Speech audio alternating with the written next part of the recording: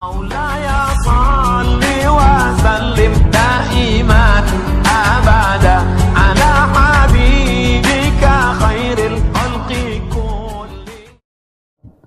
Ustadz, dari sejak tahun berapa mulai menulis buku, Ustadz?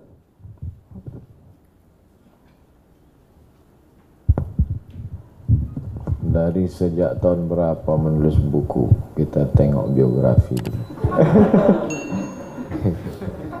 Ada di halaman 444. Wah. Nah, jadi buku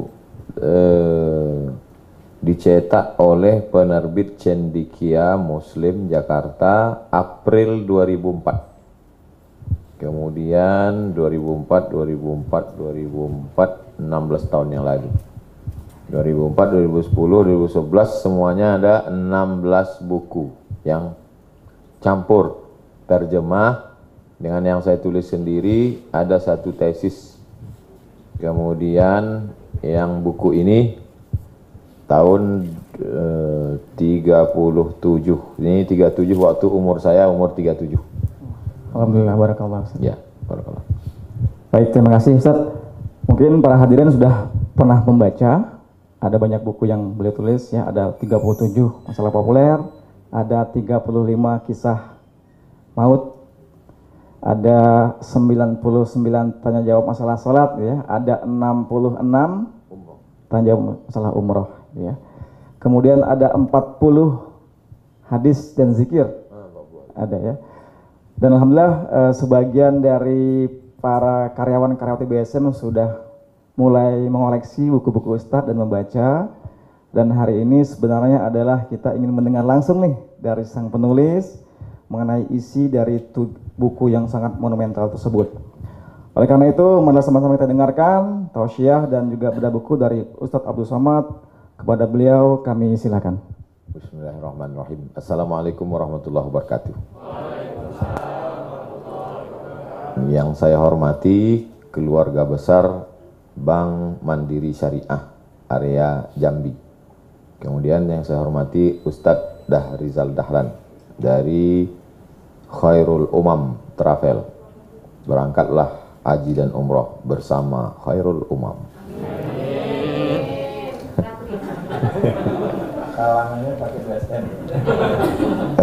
Jadi saya dulu kalau pengajian, kalau jamaah itu nanya, itu saya tulis jawabannya di blog. Nah, yang punya HP bisa buka HP-nya. Yang sedang streaming jangan, nanti mati streaming. Tulis di Google itu SOMAD,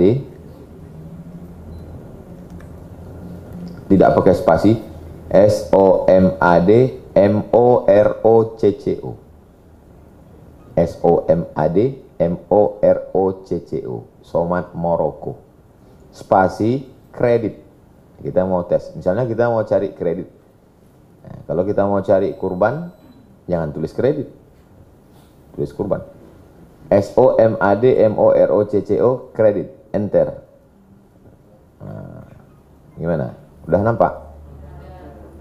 Kalau tak nampak berarti paket habis. Setelah itu klik Somad Moroko kredit.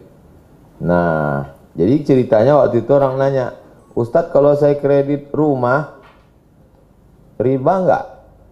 Ya tergantung di bank mana. Kalau bank konvensional riba, karena akadnya pinjam uang bayar uang.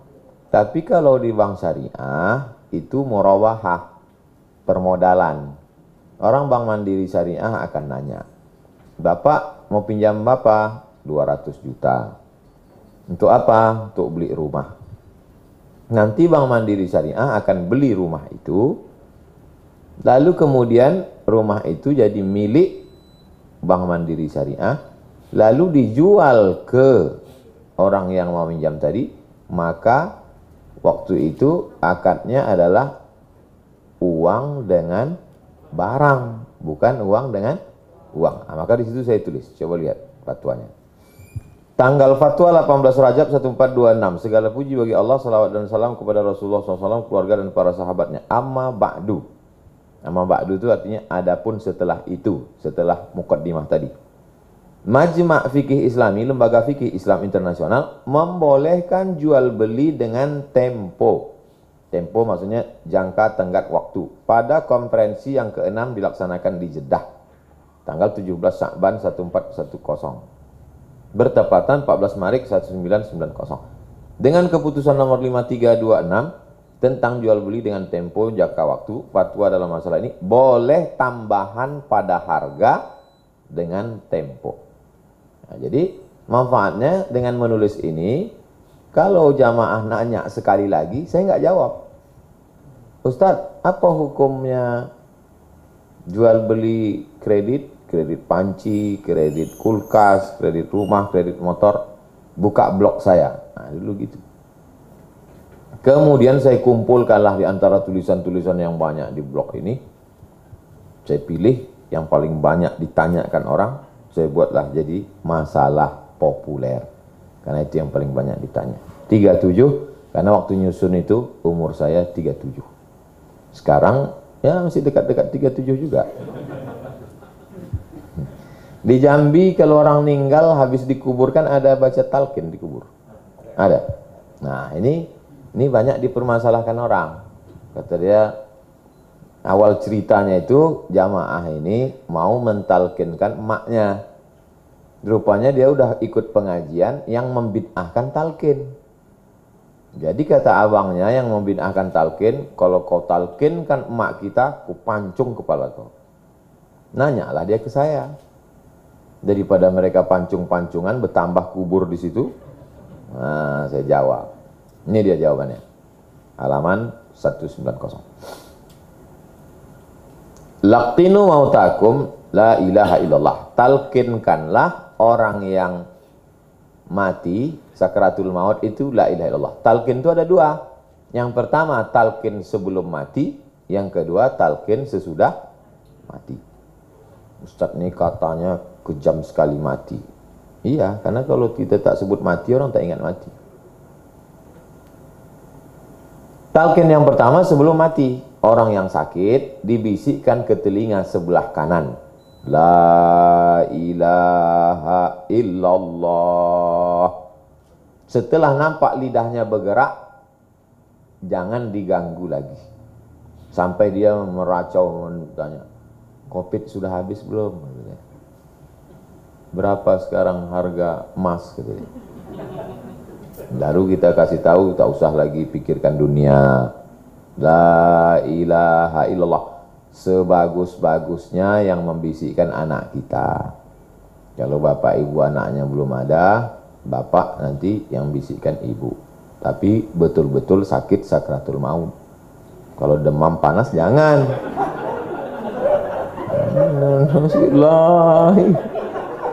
Ingin betul kau cepat mati aku ya.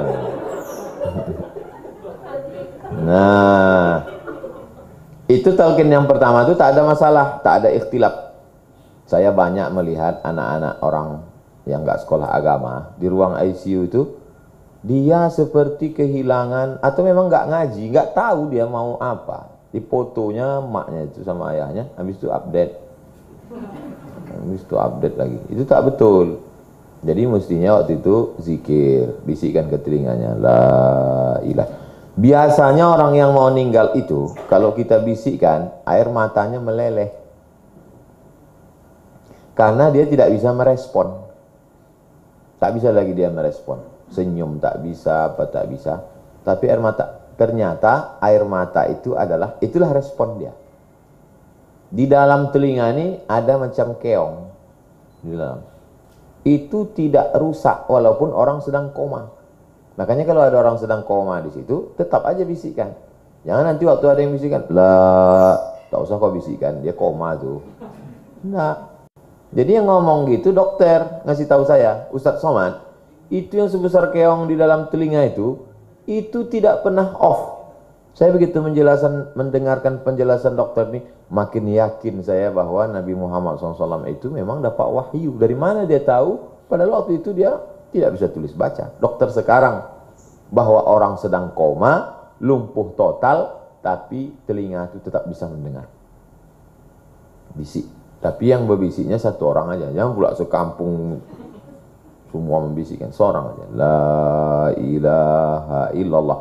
Dan kata yang paling ringan adalah la ilaha illallah. Kalau nama saya berat itu, mesti bergerak bibir, somat. Kalau la ilaha illallah enggak, mulut tetap ya. La ilaha illallah. Tak bergerak. Apalagi Bank Syariah Mandiri. Bank Syariah Mandiri. Berat. La ilaha illallah. Mati dia. Nah, itu talqin sebelum meninggal. Adapun talqin setelah meninggal, setelah dikuburkan di dalam, kemudian dibacakan talqin. Nah, ini dalilnya. Halaman 191. Hadis riwayat Tabrani. Idza ana mitu, kalau aku mati, kata Abu Umamah. Abu Umamah ini sahabat Nabi. Kalau aku mati nanti, lakukanlah kepadaku seperti yang diperintahkan Rasulullah SAW. Sebagaimana diperintahkan Rasulullah, kalau mati salah seorang kamu, kuburkanlah dia, timbun pakai tanah, salah seorang berada di sisi kepalanya, kepala jenazah itu. Kemudian katakanlah, hai Fulan bin Fulan, sampai habis. Jadi waktu orang tua saya meninggal, saya mentalkinkannya. Pulang saya dari Madura, jam 9 pagi, sampai Cengkareng, lanjut lagi naik pesawat ke Medan, dari Medan naik mobil, jam 9 malam, baru dikebumikan. Habis kemudian saya menurunkan jenazah itu ke dalam, meletakkan ke liang lahat, dibuka tutup wajah jenazah itu, tempelkan ke dinding, miring ke arah kiblat. Setelah itu kubur, berdoalah si anak di atas. Ini membacakan talqin. Apa hukumnya? Hadisnya ini, hadisnya sahih enggak? Halaman 193. Isnaduhu salih, sanadnya salih. Wa qad qawwahu ad-Diya fi ahkamihi, dikuatkan sanadnya oleh Imam Diyauddin dalam kitab Al-Ahkam. Begitu kata Imam Al-Hafiz Ibnu Hajar Al-Asqalani. Jadi nanti mana tahu di antara keluarga ada yang berkonflik masalah talqin ini, tunjukkan dia ini. Mudah-mudahan tidak terjadi konflik. Udahlah meninggal, berkonflik pula anak-anak gara-gara ngaji. Nauzubillah. Riwayat 2 ada, riwayat 3 ada, riwayat 4 ada, riwayat 5 ada, hadis lain ada, kata pendapat ulama ada, lengkap semuanya. Sudah saya susunkan. Kata komentar Imam Ibnu Salah, komentar Imam Abdullah bin Siddiq Al-Ghumari, komentar Imam Ibnu Al-Arabi, komentar Imam Ibnu Taimiyah. Apa kata Imam Ibnu Taimiyah? Ya, saya bacakan. Anna hadza talqin, membacakan talqin untuk mayat setelah dikuburkan, la ba'sa bihi, boleh hukumnya. Farakhasu fihi wa lam ya'muru bihi wastahabbahu ta'ifatun min ashabis Syafi'i, dianjurkan oleh sekelompok ulama dari kalangan mazhab Syafi'i. Wa Ahmad, Imam Hambali. Ahmad itu maksudnya Imam Hambali. Wa karahu wa kariha ta'ifatun minal ulama. Sebagian ulama memang ada yang memakruhkannya. Min ashabi Malik, dari kalangan mazhab Maliki. Kita di Indonesia ini pakai mazhab Maliki atau Syafi'i? Syafi'i. Nah, ini tentang masalah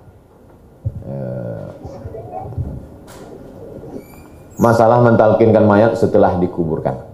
Di Jambi talkinnya pakai bahasa Indonesia, pakai bahasa Arab? Arab Indonesia. Berarti bilingual. Saya bacakan dulu beberapa, habis itu nanti baru kita buka tanya jawab, dialog. Nah, sekarang masalah amal orang hidup ditransfer ke orang mati. Sampai apa tak sampai. Nah, ini pun jadi konflik. Menurut saya enggak sampai. Kan payah kita, karena enggak ada reportnya. Kecuali SMS banking, mobile, Bank Mandiri Syariah. Nah, itu memang ada. Tapi kalau ini kan susah kita. Makanya bicaranya mesti pada dalil. Pertama tentang haji. Haji. Zaman Nabi ada seorang laki-laki waktu haji dia bilang gini, labbaik Allahumma syubrumah. Aku hajikan syubrumah. Syubrumah itu nama orang. Aku hajikan syubrumah. Nabi nanya, kau hajikan siapa? Syubrumah. Syubrumah itu siapa? Saudaraku, kata dia. Kau udah haji apa belum? Belum. Kata Nabi, hajikan dulu dirimu. Ah, itu dari mana? Bukan dari alam gaib. Hajikan dulu dirimu. Itulah dalil bahwa haji itu sampai. Jadi Bapak Ibu dari Bank Mandiri Syariah, kalau ada orang tuanya dulu belum haji, kemudian nanti panjang umur, sehat badan, murah rezeki, Bapak Ibu berangkat pakai ONH+. Berangkat sekali, hajikan diri. Berangkat yang kedua, hajikan orang tua. Sampai. Ini dalil hadis sahih. Haji sampai. Sekarang puasa. Sampai tak puasa? Man mata, siapa yang mati, wa alaihi siyamun, punya utang puasa, soma anhu waliyuhu, ahli warisnya melaksanakan puasa. Jadi kita punya emak, punya ayah, ada utang puasa dia. Karena dulu waktu mengandungkan kita, dia tak puasa tuh sampai 90 hari. Mengandung pertama 30 hari. Tahun kedua kita menyusu 30 hari. Tahun ketiga menyusu 2 tahun 30 hari. Satu anak itu 90 hari puasa emak itu tinggal. Kalau anaknya Doremi Posolasido, bayangkan berapa utang puasa dia itu. Ini banyak anak-anak. Kau adik-beradik berapa? 12 katanya. Senyum pula tuh, banyak kan? Dia tak tahu maknya punya utang puasa berpuluh-puluh gara-gara dia. Jadi kalau suami itu mengaji, diingatkannya, kau puasa Bu Senin Kamis. Kalau istiqomah puasa Senin Kamis dengan niat qadha mengganti selama setahun, itu lunas insya Allah 30 hari itu, 90 hari.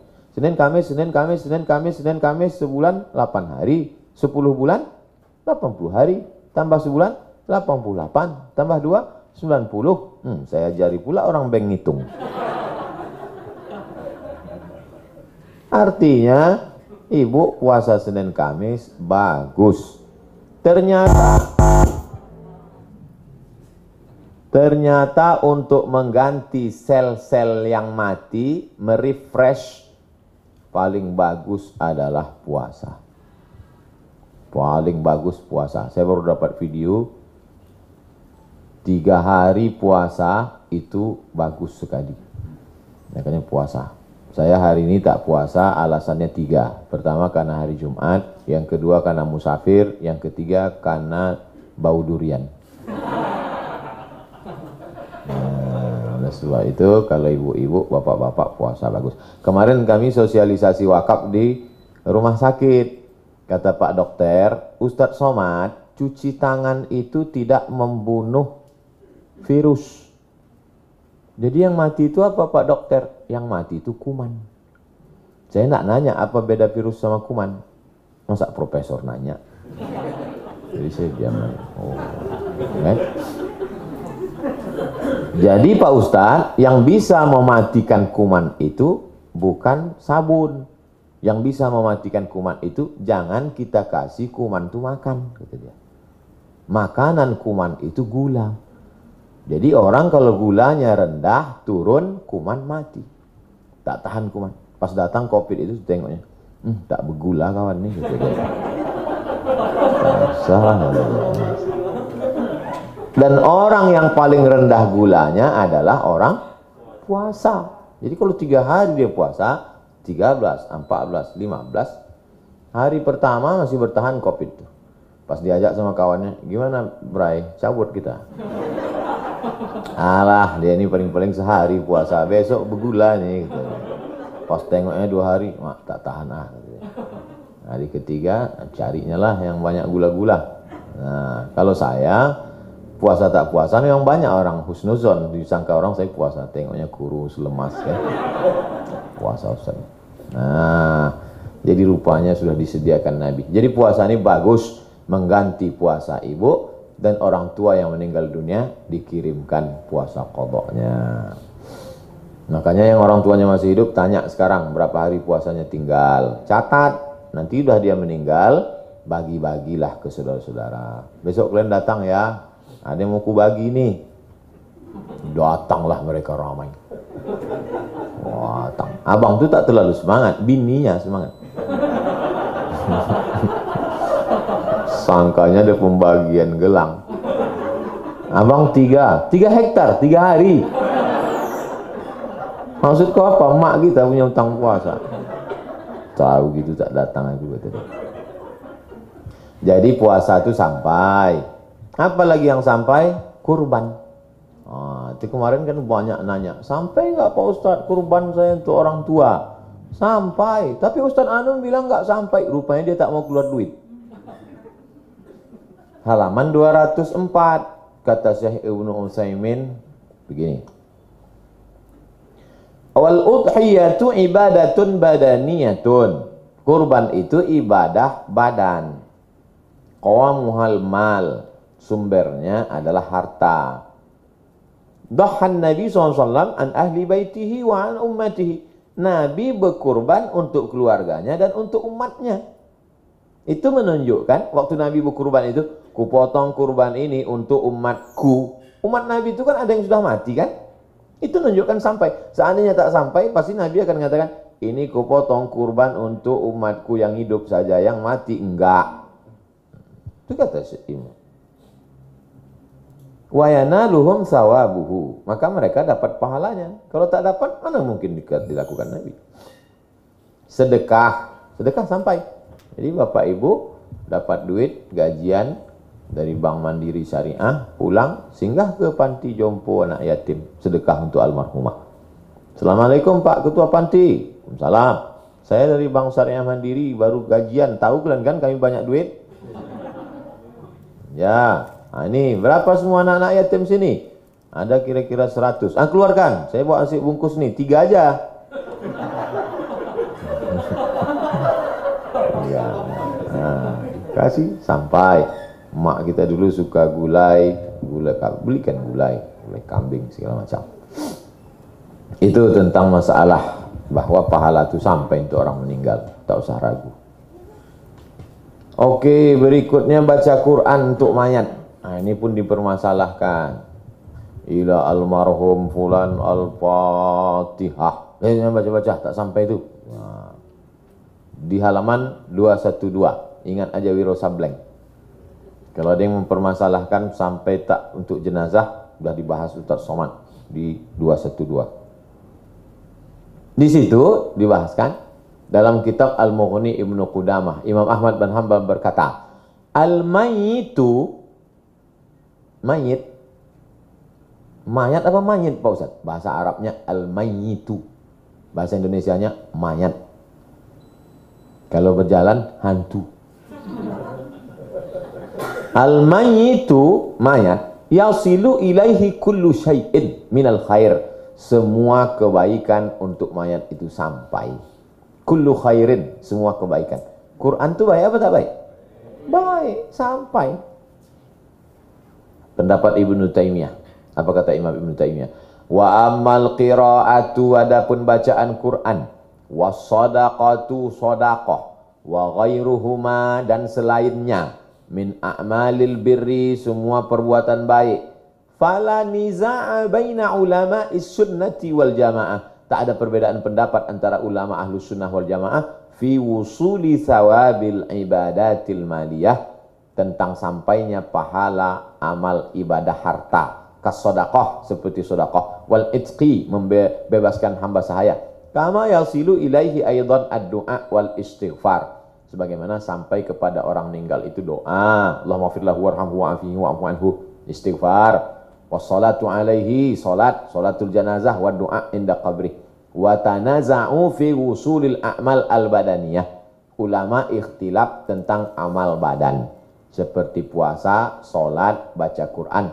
Wassawab, nah, sawab artinya wallahu alam bis sawab. Wallahu alam bis sawab artinya Allah tahu yang benar. Was-shawab, yang benar, annal jami'a yasilu ilaih. Semua amal itu sampai pada orang meninggal. 2, 1, 3. Sampai kata dia. Sampai Bu, sampai. Tolong di unmute. Mute. Mute. Yang datang 3 orang. Banyak lah dia.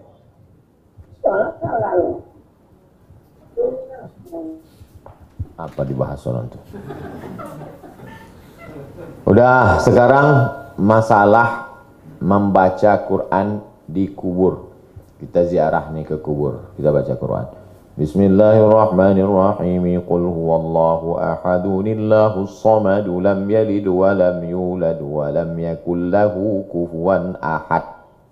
Ada orang ziarah kubur tuh takut dia membaca. Di situ diam aja.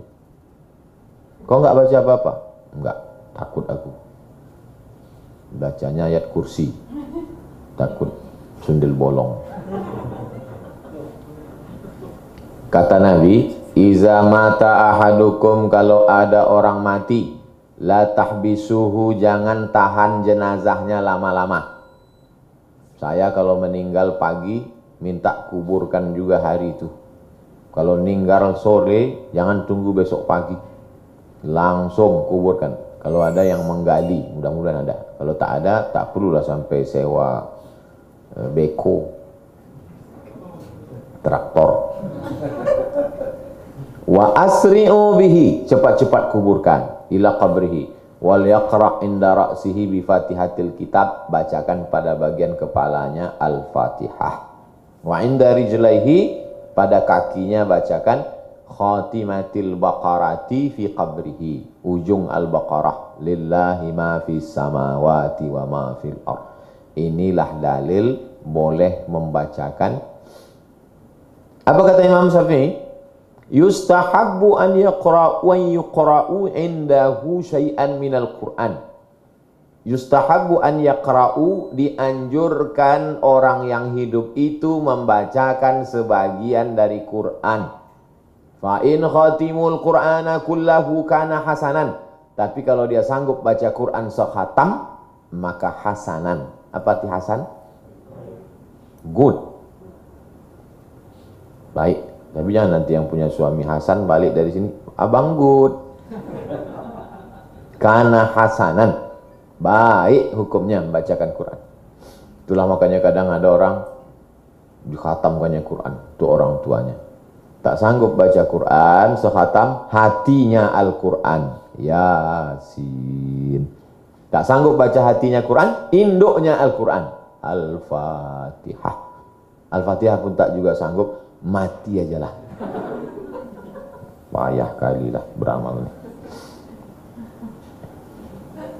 Wastahabbal ulama'u qira'atal Qur'ani indal qabri li hadzal hadis. Ulama menganjurkan supaya membacakan Quran di samping kubur. Ketika Nabi sedang lewat di kubur, diambilnya pelepah kurma, dicucukkannya ke makam, ditusukkannya ke kubur. Kenapa ditusukkan? Ternyata pelepah kurma itu kalau dia basah bertasbih. Sedangkan tasbihnya aja sampai kepada orang di dalam, apalagi bacaan Quran. Kata Imam Nawawi, halaman 219. Tak ada di buku ini pendapat saya. Tak ada, menurut saya tak ada. Dan banyak juga yang komplain, Ustadz, untuk apa Ustadz buat Arab gundulnya? Sedangkan berambut aja kan tidak bisa baca, katanya. Saya tak mau dituduh orang mengada-ngada. Nanti difitnahnya, dibulinya saya, alah tuh somat mengada-ngada, mana buktinya? Ini dia. Bagi yang tak bisa baca Arab gundul, baca terjemahnya aja. Sama macam kita bertamu di rumah orang. Kalau kita bergigi, makan kacang. Kalau tak ada, agar-agar itulah telan. Jadi jangan komplain sama yang punya rumah. Kenapa disediakan kacang? Udah tahu saya tak bergigi. Ya, itu kan udah disediakan. Kalau kau merasa sehat, ini. Gitu juga dengan ini. Kalau bisa baca kitab kuning, baca yang gundul nih. Kalau tak bisa, usah ditengok berkunang-kunang. Baca terjemahnya aja. Bukan saya paksa di awal bacalah Arab gundulnya. Enggak. Panjang saya bahas itu, pendapat-pendapat ulama lengkap. Kemudian di Jambi masih ada orang baca Yasin. Alhamdulillah. Saya ngetes saja. Malam Jumat baca Yasin, pindah rumah baca Yasin, sore-sore ibu-ibu baca Yasin, bapak-bapak baca Yasin, mobil baru baca Yasin, mobil second Al-Fatihah.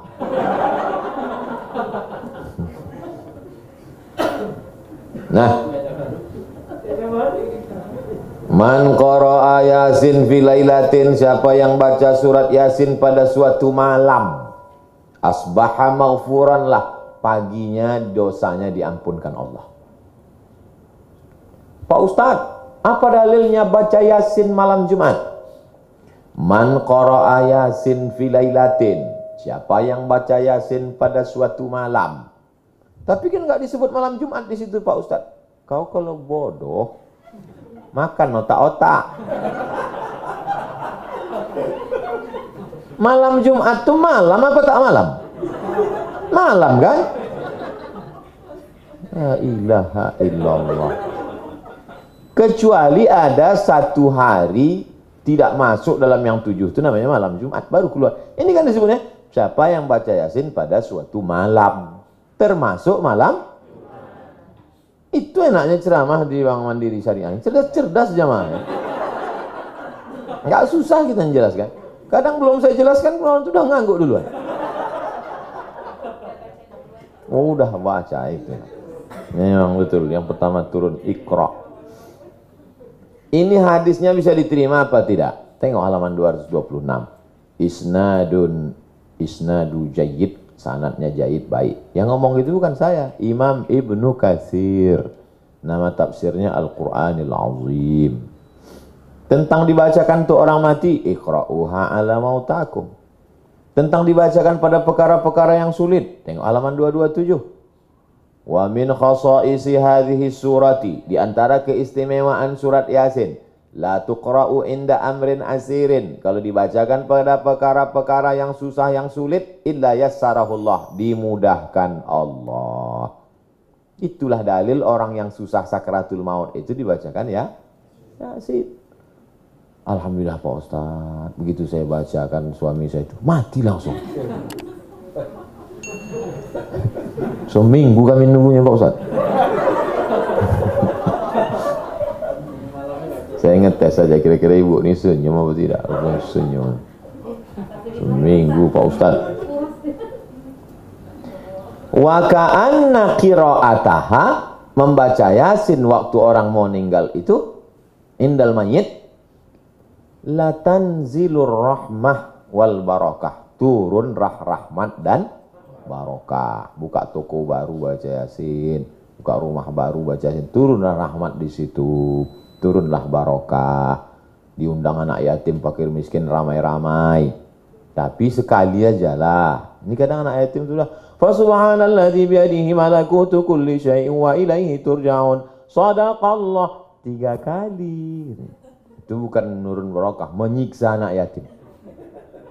Udahlah 3 kali, shadaqallah, tahlilnya 100. Nah, kasihan anak yatim. Berzikir la ilaha illallah. Rupanya tutup piring itu koran, dihembus angin, kipas angin kuat. Nampaklah mie halus.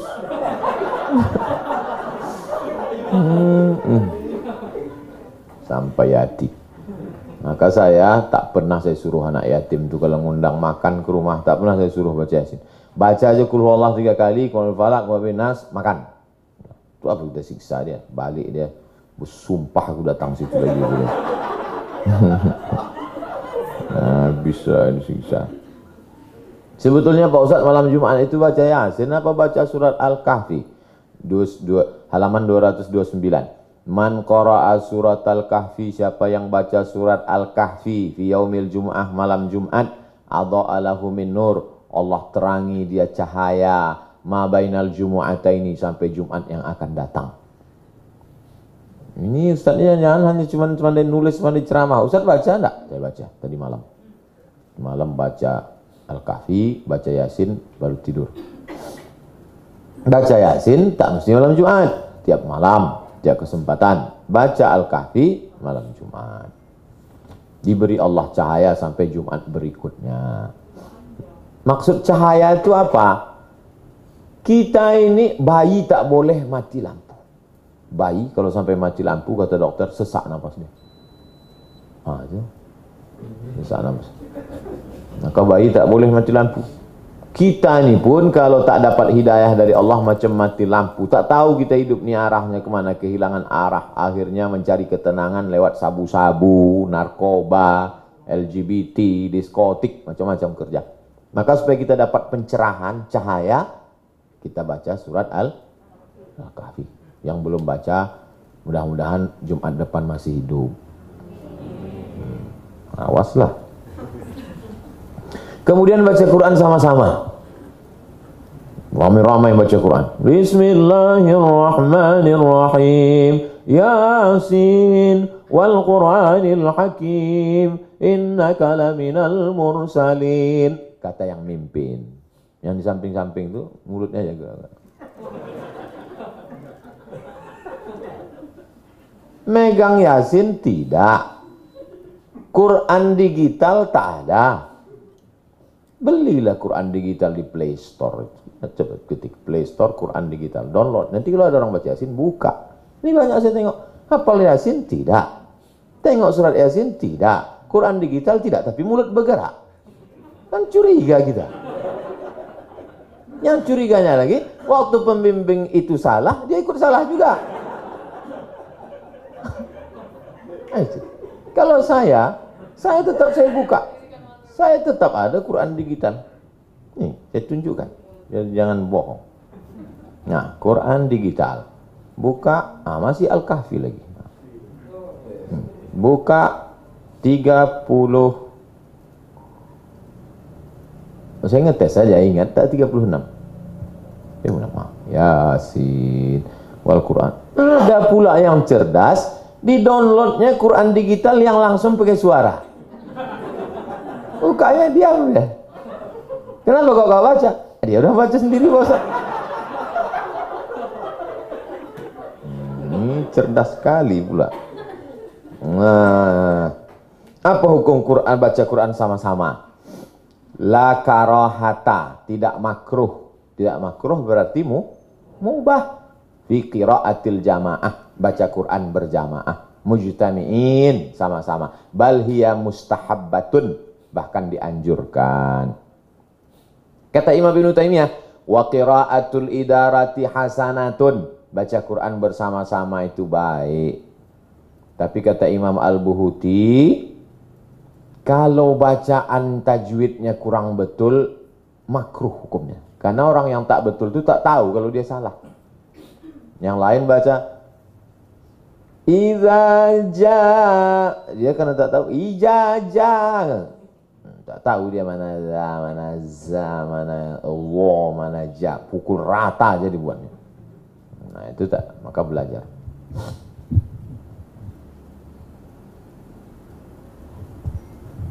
Mengusap wajah setelah berdoa. Subhanarabbika rabbil izzati amma yasifun wa salamun alal mursalin walhamdulillahi rabbil alamin. Di Jambi orang kalau berdoa masih ngusap wajah. Mana tahu habis doa, usap dinding. Ngusap wajah. Karena Rasulullah, Nabi Muhammad SAW, idza madda yadayhi fid doa, kalau dia mengulurkan tangannya berdoa, lam yaruddahuma hatta yamsaha bihima wajhahu.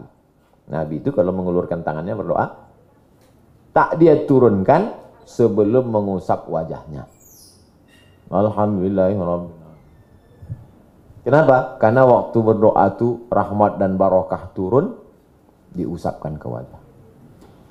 Tapi yang tak mengusap tak apa-apa. Yang salah itu menyalahkan orang yang mengusap. Nah, dia baru tobat pagi tadi dan baru ke masjid malam nih.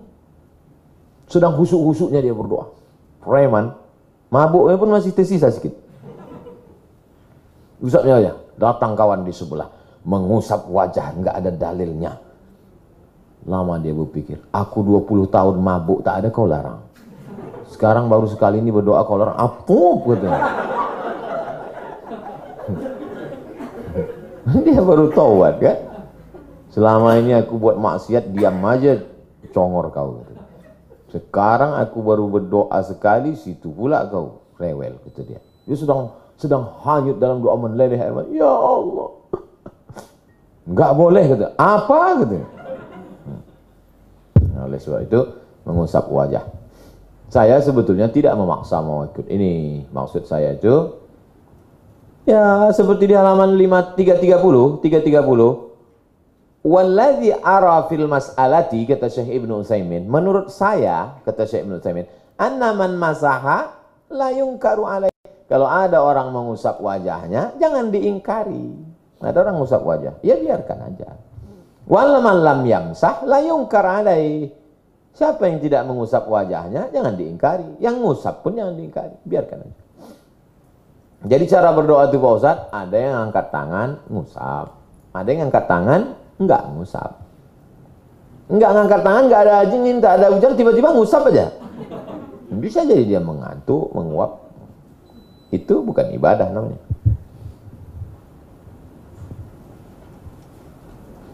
Akikah setelah dewasa. Ini banyaklah kemarin waktu hari raya kurban. Ustaz, saya enggak kurban. Kenapa kau tak kurban? Karena belum akikah. Jadi alasan dia tiap tahun tak kurban karena itulah. Kau udah daftar kurban? Belum. Tak ada duit? Banyak duit. Kenapa kau tak kurban? Belum akikah. Tak ada hubung kait antara kurban dengan akikah. Akikah itu tanggung jawab ayah kita terhadap kita. Sedangkan kurban tanggung jawab kita terhadap diri kita. Jadi kalau ada di antara kita yang belum diakikahkan, ya nggak apa-apa. Dan akikah itu tidak wajib hukumnya. Akikah itu paling tinggi sunat muakkad. Tapi kalau ada yang mau akikah setelah dewasa, halaman 334, hukumnya boleh. Yustahabbu an ya'uqqa an nafsihi, boleh mengakikahkan diri sendiri. Pegawai BSM, Bank Syariah Mandiri, Bank Mandiri Syariah, ada yang belum akikah dulu, boleh akikah nanti malam. Bisa kita datang, ya? Bisa lah dia. Mau akikah, cari memang www.kambing.com. Datang kami, tapi akikah saja, jangan pula minta cukur rambut.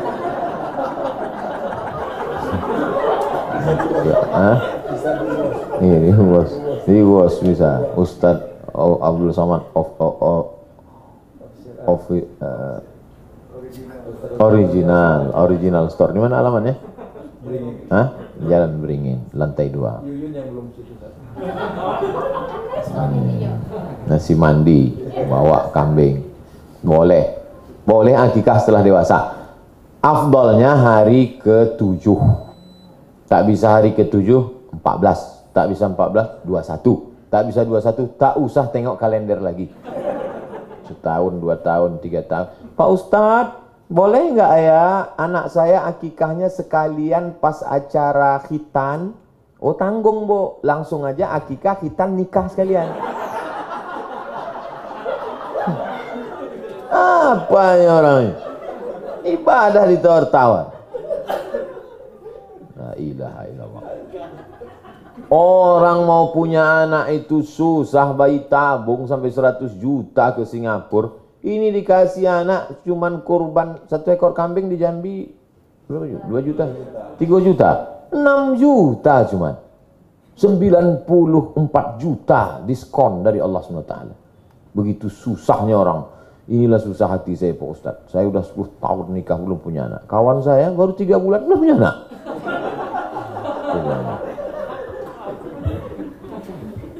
Jadi yang mau akikah silakan akikah. Jangan pula minta ayun.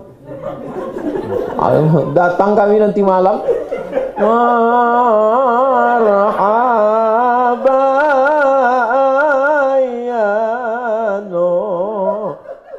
Pas dibuka kain, oh Paksalah kami viral kan.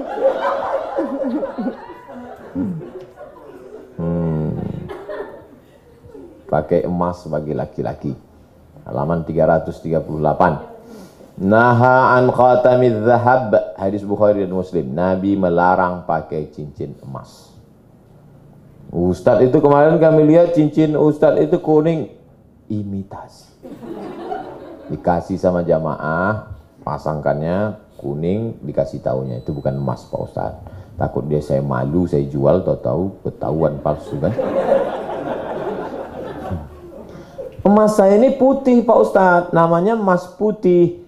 Emas itu warnanya kuning, tapi karena dicampur nikel 5%, lalu kemudian perak 10%, emasnya 85%. Maka sesungguhnya emas putih itu adalah emas. Jadi nanti kalau mau nikah emasnya tetap tak usah pakai emas putih atau emas kuning, pakai perak. Pakai perak. Suasa itu emasnya 20, peraknya 80. Emas juga. Oleh sebab itu pakai perak. Cincin saya ini perak. Mereknya Casio. Casio orang. Nah, itulah yang dapat kita bahas. Pengantar dialog kita. Mudah-mudahan buku ini bermanfaat. Amin. Ya Rabbal Alamin. Terima kasih. Saya kembalikan ke moderator. Assalamualaikum warahmatullahi wabarakatuh.